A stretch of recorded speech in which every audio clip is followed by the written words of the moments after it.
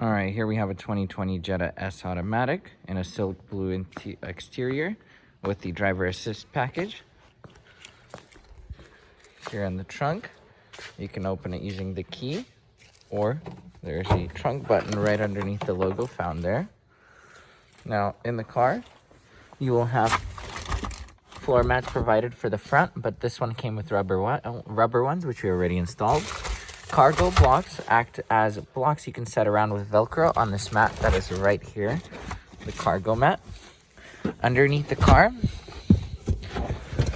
it's mostly considered an extra storage space. There is no spare tire with the S model, but you do have a little slime can there.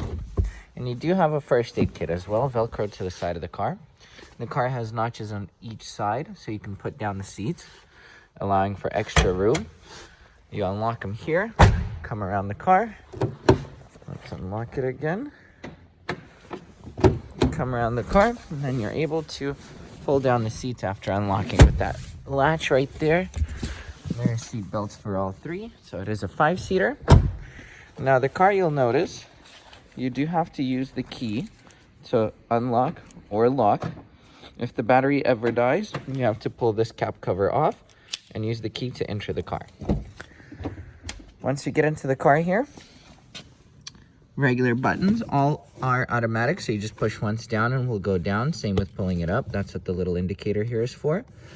The mirror adjuster, you push it to, let it focus, you push it to the left or to the right, and then use the knob to control the mirror, whichever one. If you flip it upside down to that indicator down below, that is for heated side mirrors.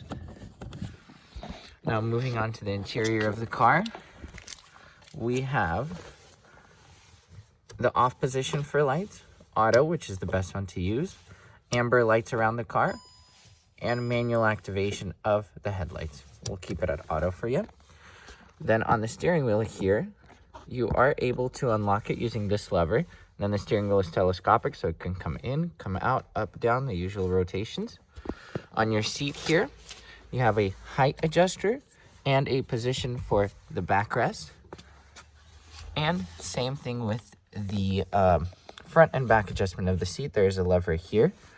Passenger has the same setup, but just in reverse, where the handle is closer to the center of the car, as you can see right there. Now, as you get into the car, of course, we have to start it. On the Jetta S, we have to use the key. You do have to have your foot on the brake. That's what that indicator is for. If you ever see that green bulb, that means have your foot on the brake. As soon as you step on the brake, it goes away. You start up the car. Of course, we close the door. And then you can use the up and down arrows to select which driver you are. This will remember the settings of the screen controlled up there and the screen right there. Now we select driver 1 in our case, press OK. From here, we'll start with the steering wheel controls. The silver button, as I like to call it right there, I call it a category selector. As you can see up there, it's controlling the category. Choose whichever one. We'll start with driving data, for example. Here, we press OK to enter the category, and the up and down arrows to select the information we want to use. I usually keep it on digital speed, easier to see. Then, let's say we want to switch to audio. And if we want to go back to the speed or whatever we're using, we press the view button. So view button can cycle us between two of the last settings used. So for example, if you go to assist systems, press view, you go back to the driving data that we were just at. Now, the voice button here, this will connect for your phone, for your Bluetooth. But if you're connected with Android Auto or Apple CarPlay, when you press this, it will either use Siri or Google Assistant. So I would press this, talk to the car, and let her know where you want to navigate to, and Google Assistant or Siri will set you up. Previous song, next song, volume control. This button right there will access to your driver assist package if the car comes with one. Blind spot is going to be right there, and it's going to be located on the side mirrors. This is how it's going to look. It's only a visual alert, not an audible. Then we have rear traffic, which will hit the brakes when you're reversing. Same with front assist. We'll hit the brakes if you fail to brake in front. Now, we move on. Here on the steering wheel, like I said, this is the quick button to get to those assist systems. This button right here, when you press on it, you see how the odometer goes away over there? We're at 41 miles right now. When we press this, the odometer goes away. That means we enabled cruise control. From here, we can use the plus and minus to gauge our speed. One press will add 1 mile an hour, as you can see, a single press on a plus, or if you hold it, it will go in intervals of 5 for quicker adjustment. And then let's say we set it to 35 and we want to use cruise control, we just press resume and it will enable to whatever speed you have set on there. Now set will just carry whatever speed you are doing, so this might be easier to do. When you are done using cruise control, you can either hit the brake or the cancel button to stop it, or to fully turn it off, press this button. Once your odometer goes back, that's how you know it is fully disabled. Now that's that. Other than that, the turn signals are fairly standard, nothing different there. But on your wipers, there's a little thing that a lot of people find curious. It's this adjustment knob. It's an adjustment for in between intervals. Let's say speed 1 and 2 and 3. 3 is too fast, 2 is too slow. You can get a little bit more to speed 2 right there, a little bit of a adjustment to it. Other than that, when we go to the car here, we have a radio button. When we go to radio, we can switch what band we want to use, FM, AM. You can use this to control your station or digitally. Let's say 102.1 is the one we want, and then you can fine tune it using the arrows on the side. That's a quick way to do it. And when you want to set a channel, press, set, and hold. Now moving on here, media. This is where you'll find your Bluetooth. Easiest way to connect your phone is to go to settings, Bluetooth, search for devices, and then results. Now make sure when you are in results here, you go all the way to your Bluetooth settings. All the way where it's, you find your paired phones, and that's usually when your phone will appear in here. Press on it, and you can always give me a call so we can set you up a little bit easier if you're having issues. Phone is the same thing when you're connected with Bluetooth. And app is something that will appear as soon as you use the charger ports. These are USB-Cs. So if you have an iPhone, you're going to need a USB-C to lightning cable. If you are an Android, you'll need a USB-C to a USB-A or whatever phone you have. So that's just going to be right there. As soon as you plug those in and plug it into your phone, you'll see an option appear for whichever one you want to use. Now from here, if we go to menu, you'll find a variety of different things, such as settings, where you can adjust the time and date. Currently I have it set for you. And then there's configuration wizard, which will appear every time you start the car. So definitely go through it, press start, and follow the prompts. It's very, very simple. Volkswagen set it up nicely. Also, one thing is when you go to menu, there's a vehicle right there. And on here, you can see the status. In case, like, for example, if the doors are open, coolant is low, anything like that, the car will alert you of those things. Tire pressure monitoring system is just right there on the side hidden. Driver profiles. Oh, there you go. Data. Since start, 3 or 4 starts, and since refuel. This will take constant driving of about 100 miles for it to become accurate. And then consumer data will show how much AC you're using and how much fuel in the result is being consumed. All the way when the bar is filled is a 1/4 gallon an hour. Here, as you can see, we're barely making any effects on the AC or on the fuel consumption. Now, one thing to show I wanted to is, let's say if you go to radio and the settings here, it'll give you settings for just the radio. If you go to media and settings here, it's going to be mostly Bluetooth. If you go to menu settings there, it's more generic. But if you go to menu and vehicle and settings, that's how you can personalize, change the name of the driver, rename them so it's a little bit more personable to you.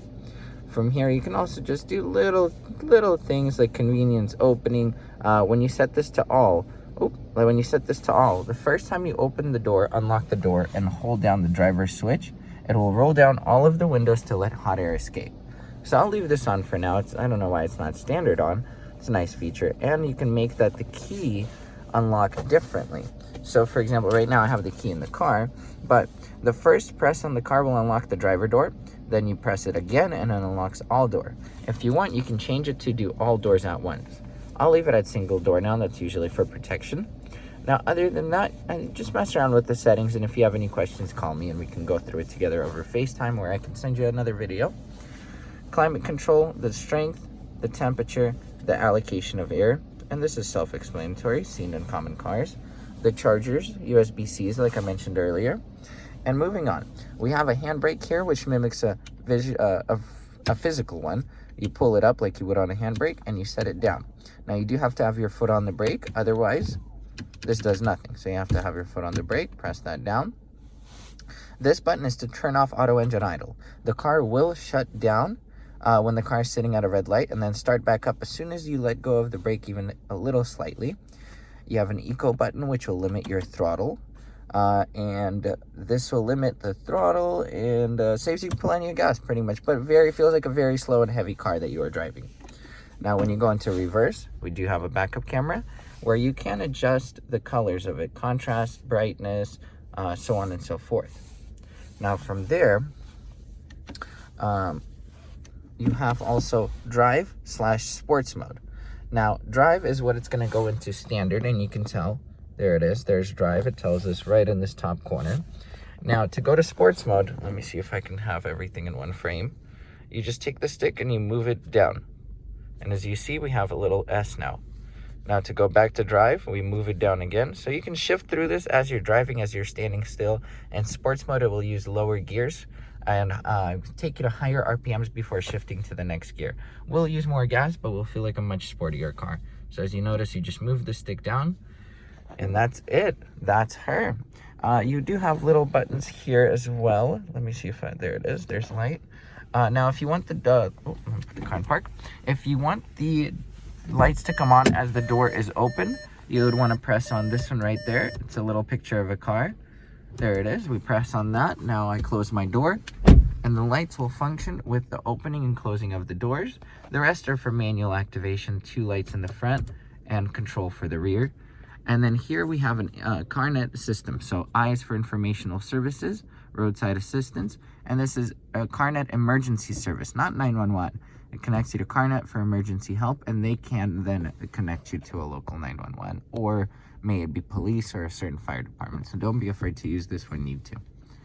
Now, other than that, here in the glove box, the last fun things to go through.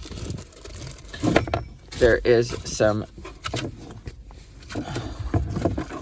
safety stickers that were found in the car, such as talking about airbags and so on and so forth.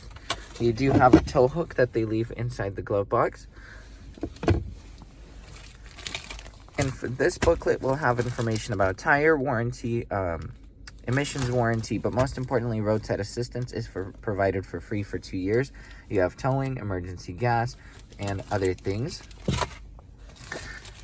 Now your books here. We'll take off the cover here, one moment.